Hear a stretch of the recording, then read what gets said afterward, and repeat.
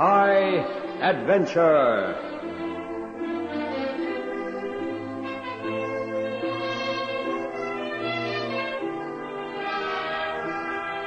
Tonight, Ron Evans tells us of the plague that was called the Curse of Dagon.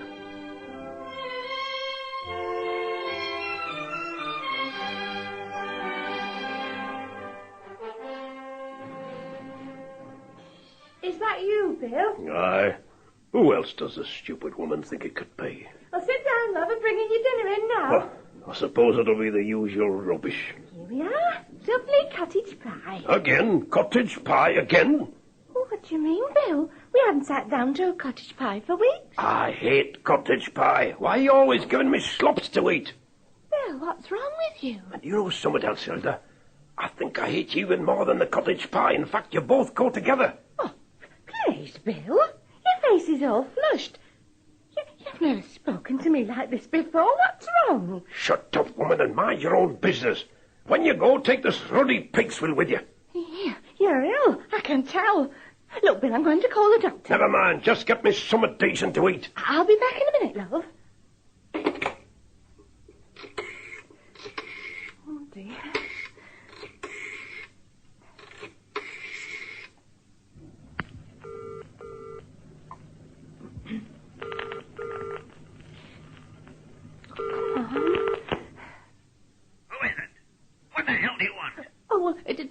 Dr. Pierce, is that you? Whatever it is, I'm tired of people calling me whenever they feel like it, day and night and night and day. It makes no difference. Now do me a favor, will you? Go and jump in the damn river and leave me in peace. Oh, I don't know what's happening. Has the world suddenly gone mad?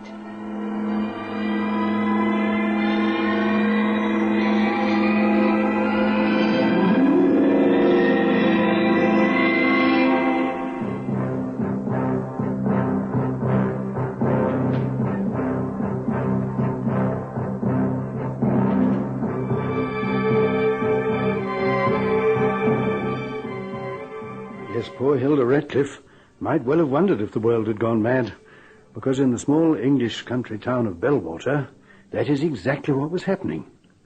Not that Hilda ever learned the facts. A few minutes after her call to Dr. Pierce, she was beaten to death by her husband Bill. As for the doctor, well, a few moments before Hilda had called, he had murdered both his partner and receptionist with a carving knife. By late evening, the police were receiving hundreds of phone calls, which they did their best to answer, until they, too, began to act irrationally and with great violence. By early the next afternoon, the area surrounding the town was sealed off, and bacteriologists had isolated an unknown strain of virus that seemed to be causing the havoc. The virus was found to be highly infectious and strongly resistant to every kind of treatment. Bellwater was officially declared a disaster area and came under immediate martial law. Brigadier James Crawford was in command, and the medical team, which had taken over a small hospital outside the town, was being run by Professor Geoffrey Brindle. We don't seem to be getting anywhere, do we? It's as though this blasted virus has dropped out of the sky from nowhere. It's not even related to anything we know. Yet there it is, out there, creating sheer anarchy in what was yesterday a sleepy country town. All we know so far is that it rises the victims' temperatures and makes them behave in a dangerously aggressive manner. And that's all. We can't even ascertain if it's fatal. Surely there must be people in the town who haven't been affected. I doubt it. Every victim picked up by Crawford's men on the perimeter has been infected. Besides, the telephones were still operating as late as an hour ago. But the few calls coming from Bellwater have been garbled nonsense. If only we had a clue where to make a start. Well, we've 63 people working round the clock here. Sooner or later, one of them is going to come close. Yes, meanwhile the people of Bellwater kill each other or merely starve to death. Can't send any help into Bellwater until we know how to fight the virus. So I'm afraid it might come to that. Hang on, Jeff. Here's the Brigadier. Go and see how Patterson and his team are making out. I'll see you later, Kathy. All right, fine. Professor Brindle, I've been waiting for some kind of report from you. If I had something to report, you'd have had it by now. I don't react well to sarcasms, Brindle. And I don't react well to being pushed, Brigadier. When you do get a report, do you want it verbal or in writing? Well, in writing, naturally. I see. So you think I can afford to sit in front of a typewriter making reports? I can provide you with a stenographer. All right. I'll be blunt. You'll get a verbal report when I have some progress to report. We're not getting along very well, are we, Brindle? It's called a personality clash. Oh, indeed. Well, all I have to say is that your people had better come up with something pretty darn soon, or I'll have to take more drastic measures. What do you mean by that? This plague can't be allowed to spread outside the perimeter. Can you imagine the havoc it would cause if we lost control of it? You told me yourself that nobody's immune. I asked you what measures. Drastic ones, I'm afraid. Special clothing is being flown up here, as well as certain other equipment. You're being very evasive, Brigadier. Very well. If you can't find a solution to this dilemma in a few hours, my men will release a gas. What kind of gas? A special one supplied by the Ministry of Defense. The people in this town will be peacefully put to sleep. You're looking very shifty-eyed. Do you mean put to sleep permanently? Like we do with sick pets? I can see no other way. You can't be serious. There are 26,000 people in Bellwater. It has been discussed at the highest level, and this is the conclusion. The lives of these people will have to be sacrificed if the plague is to be contained. And every minute we wait adds to the risk. At any time, one of my men could catch it and infect another 100 men. And they, in turn, could infect another 100 each. No, Brindle, time is limited. But this is monstrous. What are Bellwater's inhabitants at this moment? Human vegetables or raving homicidal maniacs? They won't know a thing about it. The gas is odorless and undetectable. One tiny whiff kills in an instant. I just don't believe this. It has to be some kind of a sick joke. Can you solve the problem without adding to the risk? Yes, we have to find something that will kill the virus. Well, do it then. You have 12 hours to give me a positive report.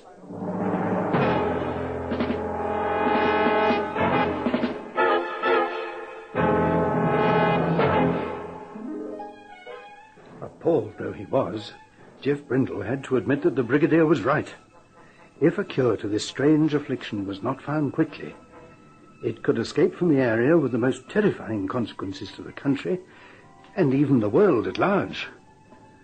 What were the lives of the few thousand inhabitants of Bellwater compared to the world's billions?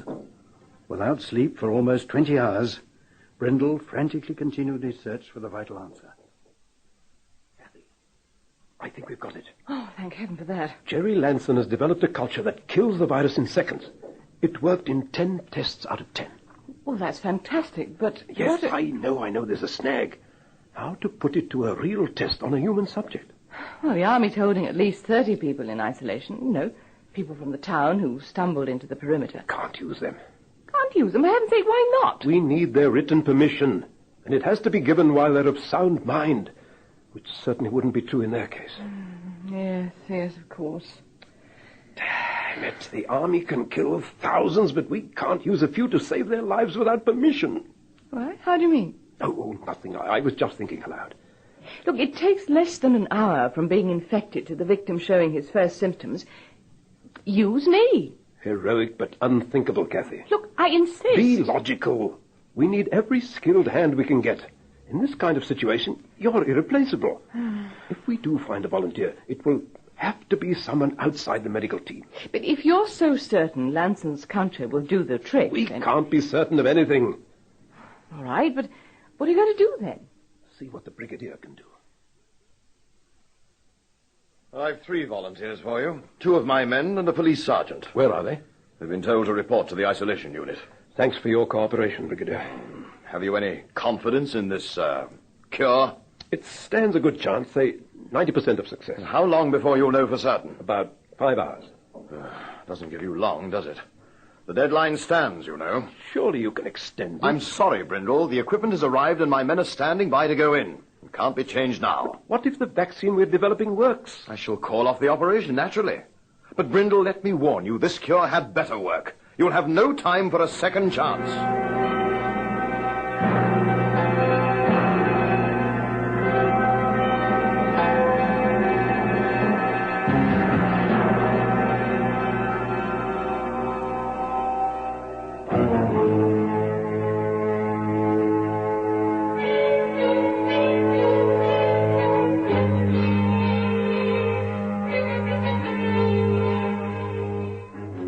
three brave volunteers were locked into an isolation unit after being infected with the virus.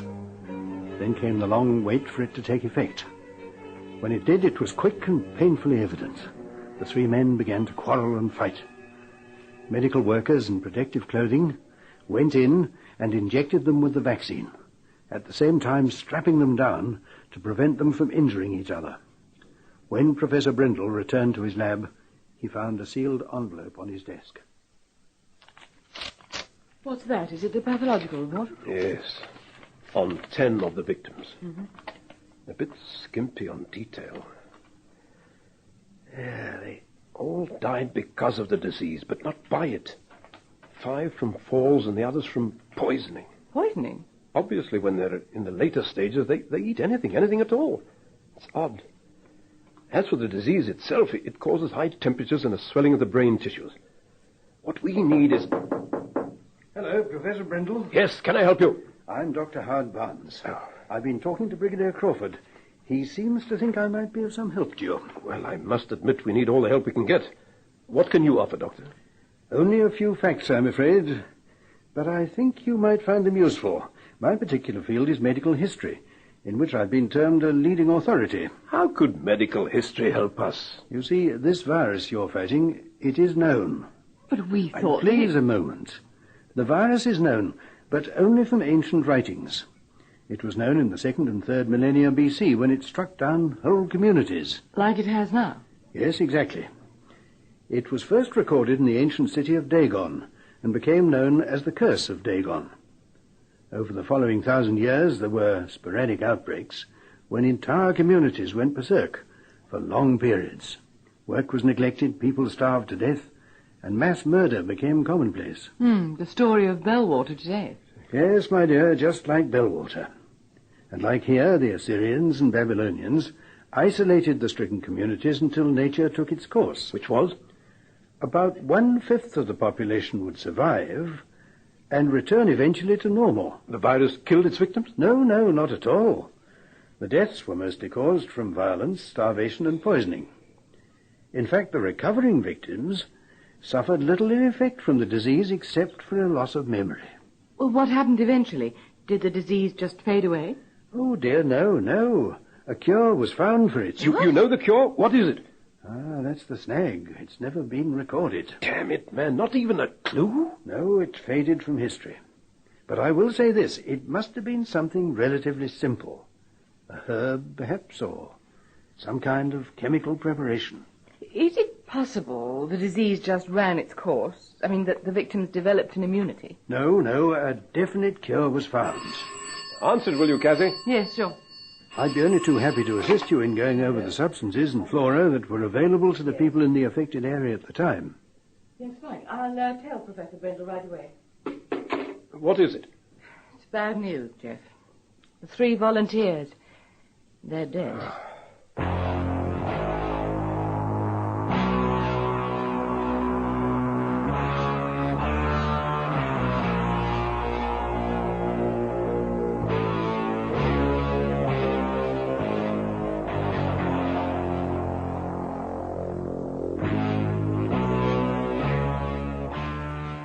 As we found later, the death of the 3 brave volunteers was due neither to the virus nor the vaccine, but a combination of both reacting with one another, which resulted in heart failure. Professor Brindle told no one of the true reason for his haste. Instead, he threw himself and his staff into a frenzy of work. I worked with Cathy Rowlands, who put data into a computer. This, in turn, poured out combinations of substances for the medical team to test. Well, that seems to exhaust all the mineral and vegetable matter available to the Assyrians. So now we go on to... Is something wrong, Doctor? No, but I just can't help feeling that we're barking up the wrong tree. The cure we're looking for is something simpler. Well, as fast as the computer prints out the combinations they're being tested, we must hit on the right one sooner or later.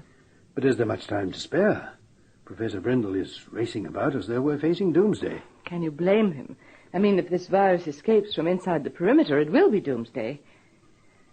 Now, shall we get on with it? Very well.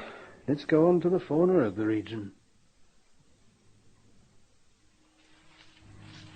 Oh, who goes there? Help!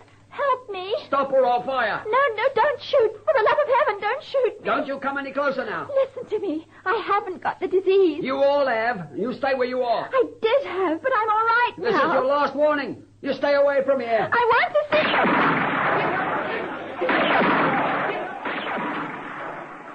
see... The soldier on guard duty fired at the distant shadow of a woman. When the guard commander came, the soldier explained what the woman had said.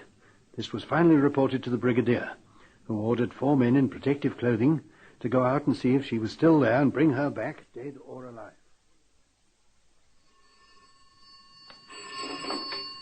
Brindle here. Just caught a young woman who was trying to get through the perimeter. You might be interested to know that she seems all right. I put her into an isolation unit, but she's quite rational. Normal, in fact. Says she's had the disease and can't remember the last 18 hours or so, but feels fine now. I'll be right over. Kathy, you'd better come with me. I think we found our first incident of an effective cure.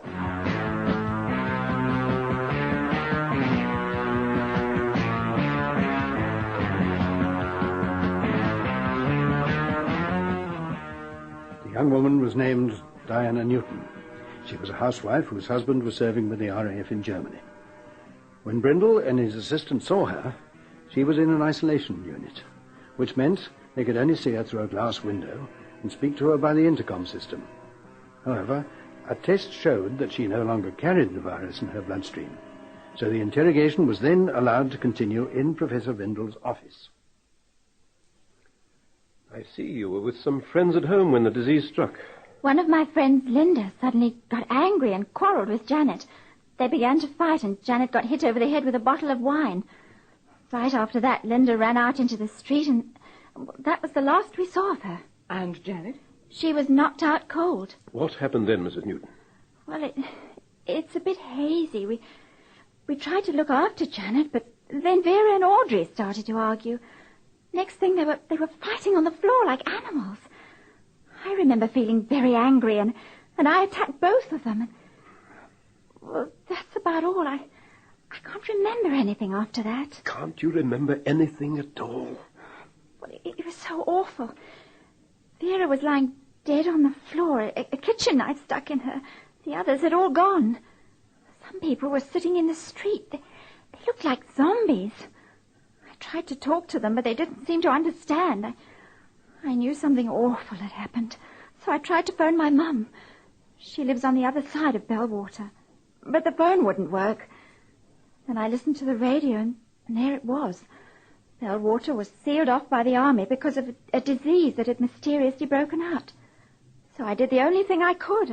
I waited till after dark and made my way to the perimeter. But a guard fired his gun at me Yes, dear, we know the rest. Well, it seems that you've made a complete recovery, and what we need to know is how and why. Kathy, go and call Dr. Barnes. Right. He might be of some help here. He's still in the lab, I think. An officer questioned me about what I saw in town. It's a bit... Brindle here.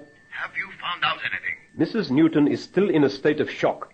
I'm questioning her as best I can. Which means that so far you've got nowhere. Give us a chance. I've only been talking to her for 15 minutes. Well, don't forget the deadline, Brindle. There are 90 minutes left. You can't go ahead with your operation now. There could be dozens of others in Bellwater like Mrs. Newton. I'm sorry, Brindle. Can't take the risk. 90 minutes is all you have.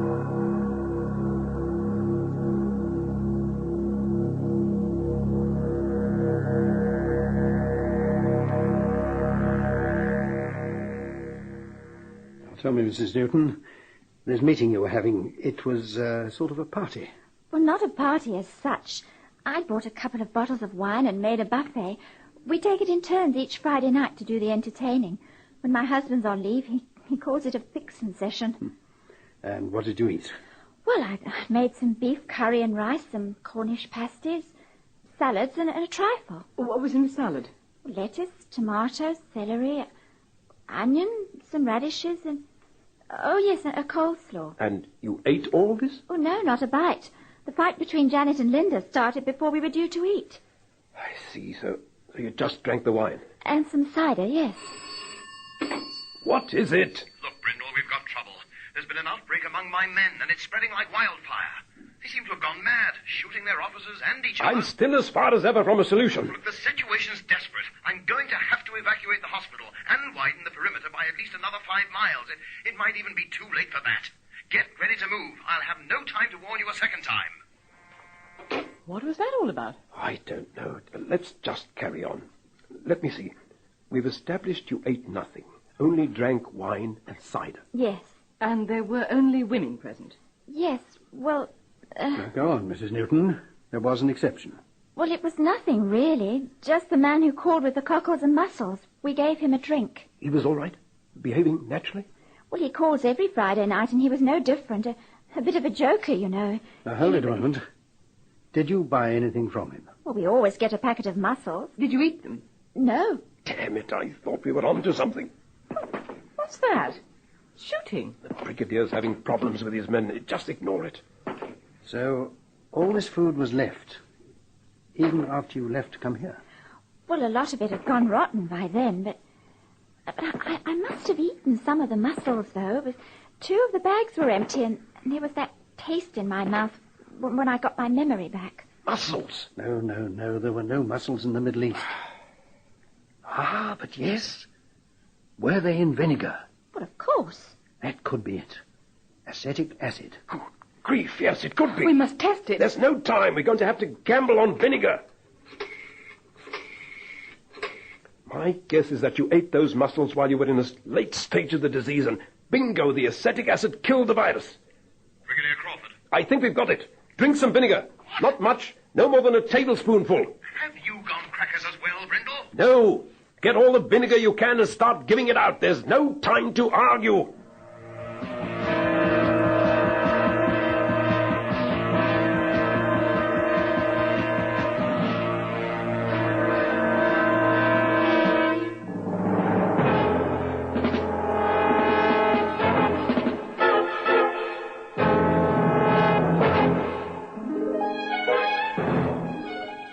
Amazing though it was, we'd hit on the answer. Acetic acid, as is found in vinegar. For several hours after the discovery, there was pandemonium, which was caused by a sudden spread of the disease among the military personnel. To give Brigadier Crawford his due, he went about ordering his men to take a dose of vinegar without further questions. The effect of the acetic acid on the virus was astounding. Within 10 minutes, the victims began to behave normally. First, the berserk soldiers were treated.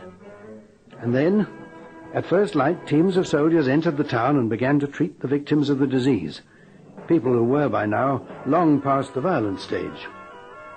Nearly 2,000 died during those 3 days of horror. But now it will be forever on record how to cure the curse of Dagon, should it ever mysteriously occur in the world again.